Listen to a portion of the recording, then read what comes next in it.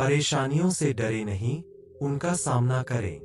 गौतम बुद्ध कौशाम्बी नगर में रह रहे थे।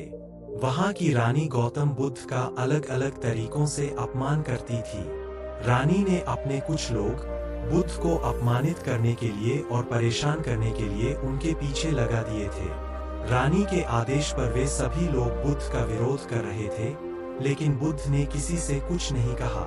उस समय बुद्ध के साथ उनका एक शिष्य भी था, उसका नाम था आनंद। आनंद ने बुद्ध से कहा, मैं लगातार देख रहा हूँ कि ये लोग जानबूझकर हमारा अपमान कर रहे हैं। जहाँ हमारा अपमान होता है, ऐसी जगह हमें नहीं रुकना चाहिए।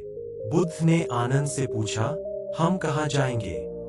आनंद ने कहा, किसी और जगह चले जाएंगे जहाँ ऐसे लोग ना हो।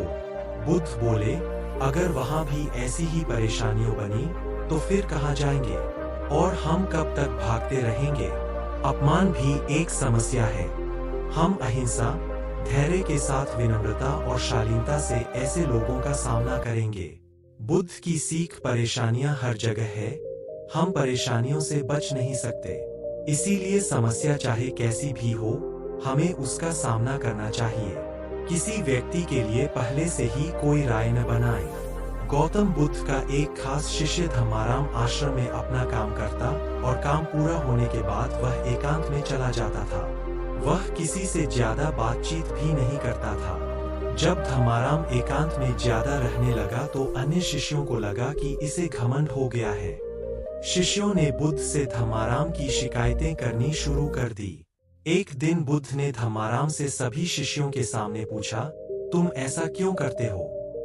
धम्माराम बोला, आपने कहा है कि कुछ दिनों में आप ये संसार छोड़े देंगे, तो मैंने ये विचार किया है कि जब आप चले जाएंगे तो हमारे पास सीखने के लिए क्या रहेगा। इसीलिए मैंने ये तय किया कि मैं एकांत और मौन को समझ लूं, ठीक से सीख लूं। ये दो काम आपके जीते जी मैं करना चाहता हूँ। बुद्ध ने अन्य शिष्यों से कहा, तुम सभी ने देखा कुछ और समझा कुछ।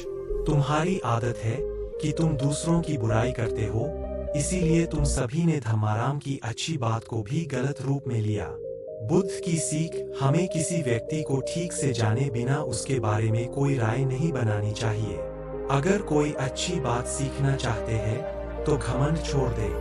एक दिन बुद्ध के शिष्य आनंद ने पूछा, आप प्रवचन देते समय ऊंचे स्थान पर बैठते हैं और सुनने वाले नीचे बैठते हैं, ऐसा क्यों?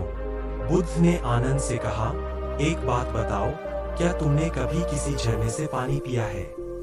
आनंद बोला, हाँ, मैंने झरने से पानी पिया है। बुद्ध ने पूछा, तुमने पानी कैसे पिया?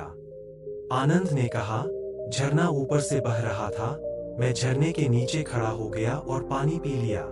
बुद्ध बोले, अगर झरने से पानी पीना है तो नीचे ही खड़े होना पड़ेगा। जो सत्संग, कथा या प्रवचन होता है, उसमें कहने वाला ऊपर बैठता है।